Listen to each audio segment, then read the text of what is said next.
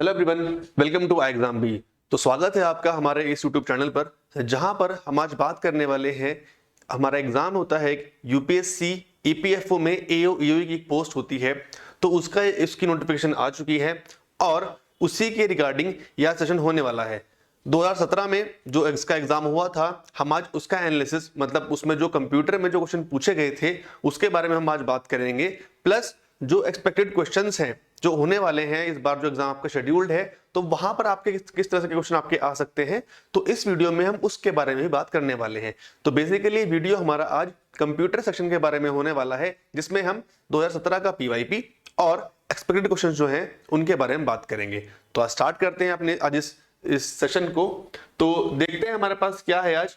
ठीक है, यूपीएससी का ईपीएफओ ईओ एओ का एग्जाम कंप्यूटर का, जिसमें 2017 का पीवाईपी प्लस एक्सपेक्टेड क्वेश्चन जो है वो आज बताए जाएंगे। ठीक है, चलिए। तो पहला क्वेश्चन क्या है, पहले 5 क्वेश्चन जो होंगे वो हमारे जो लास्ट ईयर एग्जाम में आए थे, मतलब 2017 में जो क्वेश्चन जो आए थे 17 में, तो वो होंगे। उसके बाद फिर 5 क्वेश्चन और हैं जो एक्सपेक्टेड हैं। तो इस तरह से मैंने इस वीडियो को यहाँ पर बांटा हुआ है। तो देखते हैं पहला क्वेश्चन क्या है। सीडी रोम इज ठीक है, सीडी रोम इसमें से क्या है, एक सेकेंडरी मेमोरी है, मैग्नेटिक मेमोरी है, मेमोरी रजिस्टर है, या फिर सेमीकंडक्टर मेमोरी है। ठीक है, तो क्या होता है सीडी रोम। सीडी रोम आपका जो होता है सेकेंडरी मेमोरी होती है। अब क्या होती है सेकेंडरी मेमोरी, हमारे पास 2 तरह की मेमोरी होती है, एक होती है प्राइमरी, एक होती है सेकेंडरी। प्राइमरी मेमोरी वो मेमोरी होती है जो कंप्यूटर के अंदर इनबिल्ट होती है, जो उसी के अंदर अपने आप से ये चीजें जहां पर हमें स्टोर करने के लिए हेल्पफुल चीजें रहती हैं। सेकेंडरी वो होती है जो हमारी एक्सटर्नल मेमोरी होती है, जिसको हम बाहर से कंप्यूटर में इंसर्ट करते हैं डेटा को स्टोर करने के लिए, डेटा को एक्सचेंज करने के लिए, काफी कुछ चीजों के लिए। ठीक है, तो वो होती है हमारी सेकेंडरी मेमोरी। सीडी रोम हमारी वो होती है, आपने अगर देखा हो कि आप जब बाहर से कोई सीडी इंसर्ट करते हैं अपने कंप्यूटर के अंदर, अपने सिस्टम के अंदर, तो वो हमारा एक सीडी रोम का पार्ट होता है, और इसीलिए उसको यहाँ पर क्या एक सेकेंडरी मेमोरी जो है वो बोला गया है। ठीक है, चलिए नेक्स्ट है आपका वेब स्टैंड्स फॉर। WAP की फुल फॉर्म आपसे यहां पूछी गई है। Wireless addition protocol, wireless automation protocol, wireless adaption protocol, या फिर वायरलेस एप्लीकेशन प्रोटोकॉल। तो ये होता है आपका वायरलेस एप्लीकेशन प्रोटोकॉल, इसकी जो है वो फुल फॉर्म होती है। अब ये होता क्या है इसके बारे में बात कर लेते हैं। वायरलेस एप्लीकेशन प्रोटोकॉल एक ऐसा प्रोटोकॉल है जिसमें हम कनेक्शंस को यूज नहीं करते, मतलब कनेक्शन डायरेक्टली नहीं होते, वायर्ड कनेक्शन नहीं होते हैं। वहां पर जो सारा डेटा है वो आपका वायरलेस में जाता है। ठीक है, या तो, और इसमें कुछ खास बातें क्या होती हैं कि इसके अंदर कोई स्पेसिफिक सिस्टम नहीं होता, कोई स्पेसिफिक डिवाइस के अंदर यूज नहीं होती, तो कोई भी डिवाइस में कैसे भी इसको हम कनेक्ट कर सकते हैं। तो ये सारी चीजें में क्या होती हैं, वायरलेस होती हैं। ठीक है, तो वायरलेस के अंदर काफी कुछ चीजें हो सकती हैं। आपका वाईफाई भी एक वायरलेस का प्रोटोकॉल है। तो इस तरह से ये जो है ये काम करता है आपका वेब, WAP। ठीक है, चलिए ब्लूटूथ टेक्नोलॉजी अलाउज। अब आपसे पूछा गया है कि ब्लूटूथ की जो टेक्नोलॉजी होती है वो क्या कर सकती है। Sending of files within the range of 10 kilometre, पहला पॉइंट। Sending an email, wireless connection between various devices, equipments over short distances, या फिर downloading of movies from the internet. तो इसमें से ब्लूटूथ देखो क्या कर सकता है। आपका जो 10 किलोमीटर तक की जो रेंज है उस पे ब्लूटूथ का कोई काम होता ही नहीं है, क्योंकि ब्लूटूथ की रेंज ही आपकी मुश्किल से मुश्किल 10 मीटर 15 मीटर की जो रेंज होती है ब्लूटूथ की वो होती है। मतलब या तो आप एक रूम में हो, थोड़ा पास हो, ज्यादा मतलब ज्यादा बड़ा हॉल भी ना हो, तो वहां भी जो ब्लूटूथ है आपका वो काम करना बंद कर जाता है। 10 किलोमीटर तो बहुत दूर की बात है। पहला पॉइंट तो यहाँ पर हमारा गलत हो गया। सेंडिंग एन ईमेल हम ब्लूटूथ से सेंड नहीं कर सकते बिल्कुल भी। ठीक है, 4th पॉइंट है downloading of movies from the internet, बिल्कुल नहीं कर सकते, क्योंकि ब्लूटूथ का काम मूवीज को डाउनलोड करना नहीं होता है। बचा एक ही पॉइंट 3rd वाला हमारा पास कि wireless connection between various devices, equipments over the short distances. ठीक है, तो ये एक वायरलेस कनेक्शन होता है, ठीक है, जिसमें हम कोई भी 2 डिवाइस इक्विपमेंट्स यूज करते हैं, लेकिन डिस्टेंस जो होती है बहुत शॉर्ट होती है। ठीक है, जैसे मैंने आपको बताया 10 मीटर 15 मीटर 20 मीटर मैक्स है। ठीक है, इससे ज्यादा ब्लूटूथ जो है वो काम नहीं कर पाता है। ठीक, चलिए, तो ये है हमारा यूपीएससी का जो कोर्स है ईपीएफओ का, चाहे वो एपीएफसी हो चाहे फिर वो ईओ एओ हो। तो आप जाइए इस कोर्स को एक बार विजिट कर सकते हैं हमारी वेबसाइट पर, नीचे डिस्क्रिप्शन में इस कोर्स का लिंक दिया हुआ है। आप वहां पर जाइए, एक बार हमारे मॉक टेस्ट को देखिए और वहां से आप अपनी तैयारी को हमारे साथ 50% कर सकते हैं। आई एग्जाम बी के साथ you can do your preparation 50% faster. ठीक है, यहाँ पर आपको देख सकते हैं, आप हमारे पास 20 मॉक टेस्ट है जिसमें कि 2400 क्वेश्चन है ईच पोस्ट के लिए, 6 PYQs हैं, 4000 क्वेश्चन हैं जो कि सेक्शन टेस्ट के फॉर्म में है। तो आप जाइए वहां पर खुद को एनरोल कीजिए। ये हमारी वेबसाइट है, ये हमारा कॉन्टैक्ट नंबर है, आप यहाँ कहीं से भी जाकर आप अपने आप को एनरोल कर सकते हैं। ठीक है, चलिए नेक्स्ट क्वेश्चन क्या है, which one among the following is not a basic function of a computer. अब इसमें से पूछा गया है कंप्यूटर का एक बेसिक फंक्शन जो है इन चारों में से वो नहीं है। ठीक है, तो क्या नहीं हो सकता, एक्सेप्ट एंड प्रोसेस डाटा। बिल्कुल भाई, कंप्यूटर का काम ही होता है डेटा को एक्सेप्ट करना और डेटा को प्रोसेस करना। ठीक है, तो ये तो हो गया। ठीक है, डेटा को स्टोर करना, बिल्कुल डेटा स्टोर भी करता है।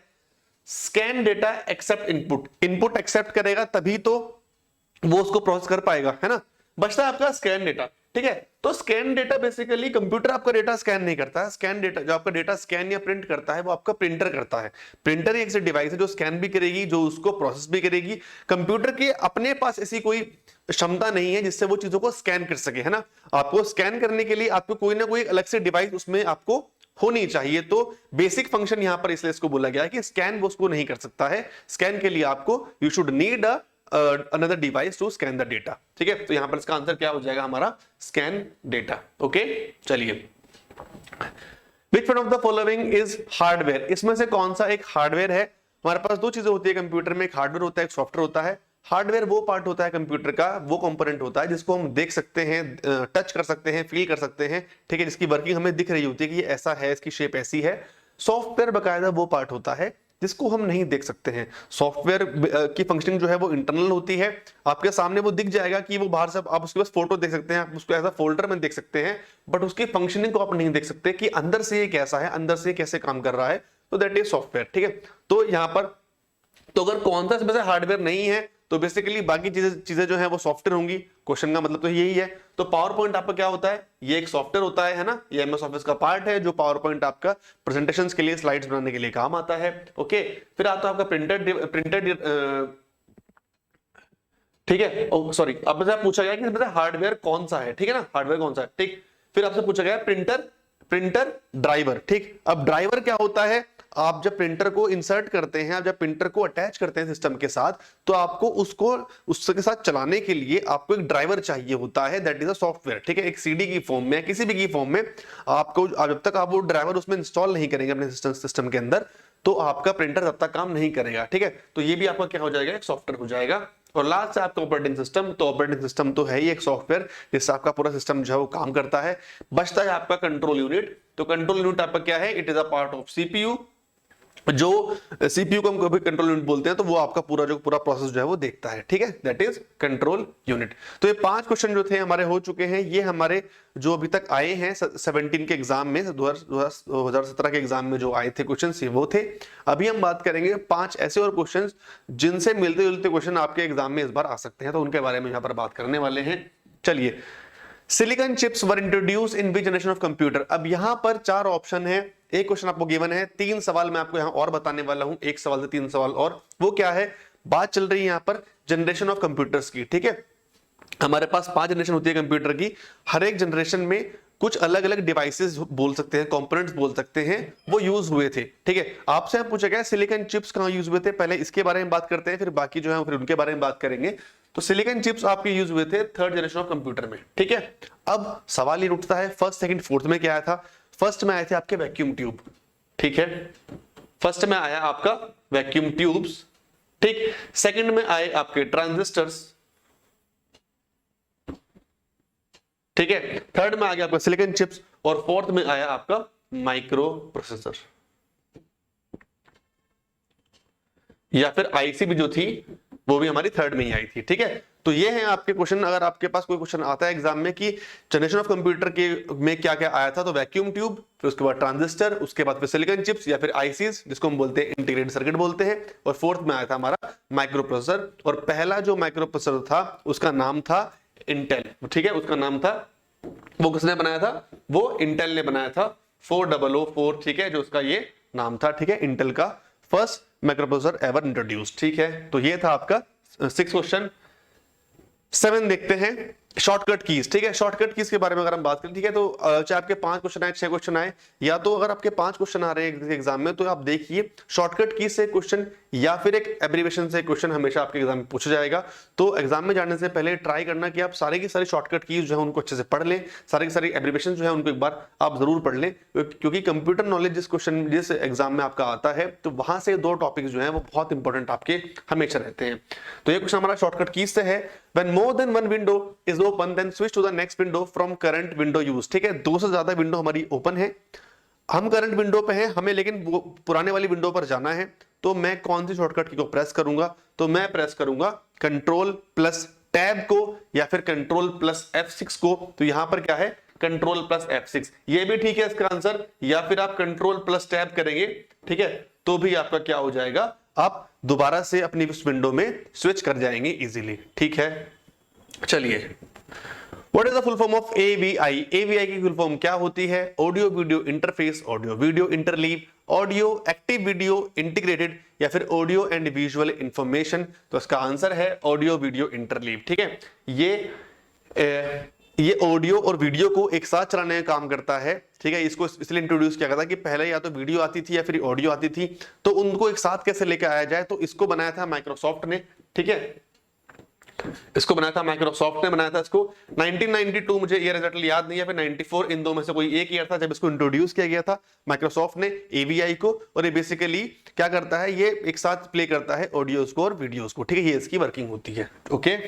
चलिए, how long is an IPv address, ठीक है। ये एक इंटरनेट प्रोटोकॉल का एक एड्रेस, ये इसको होता है, एक इंटरनेट प्रोटोकॉल होता है ये बेसिकली हमारा क्या है, जो आपका जो इन्फॉर्मेशन है वो कैसे ट्रांसफर हो रही है उसका काम करता है।